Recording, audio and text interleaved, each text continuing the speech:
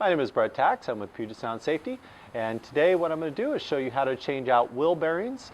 This is on a WR450F, which is a dirt bike, but the process is the same whether it's a street bike or whether it's in the dirt.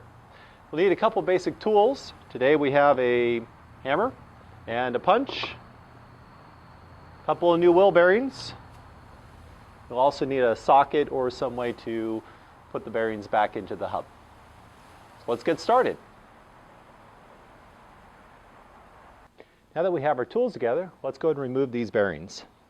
Take the punch, slide it through till you get a seat on the other bearing on the other side. Give it a tap. Move it again. That way you catch the other side. Spin the wheel around, bearings out, remove your spacer. Take your punch and find the seat or the inside race of the other bearing. Tap again. Grab the other side and tap again. So we're going from one side of the bearing to the other, from left to right, left to right. Some bearings can be difficult and you'll actually have to walk all the way around on the inside edge. So let's go ahead and put in the new bearing. When you seat a new bearing, you want to make sure that you drive it off this outer metal portion here, that's called the outer race, and not off the inner portion, because that can damage the actual bearing itself.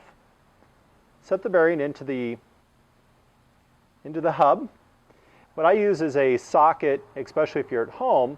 Find a socket that's the same diameter as the outer portion of that bearing. That way when you set it down, you're only driving on those outer metal portions. Once you start to drive it in, it may set in just slightly off angle.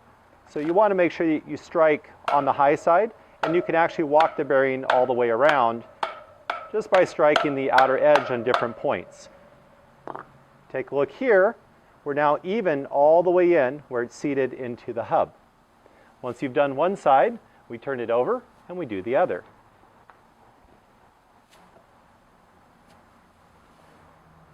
Take your spacer. Don't forget to put that back in there. Set the spacer down inside the hub. Grab your second bearing and repeat the process on this side.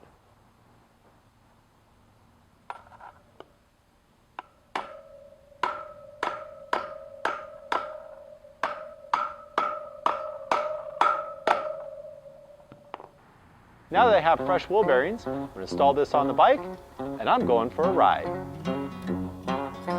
I don't want a pickle, just want to ride on my motorcycle.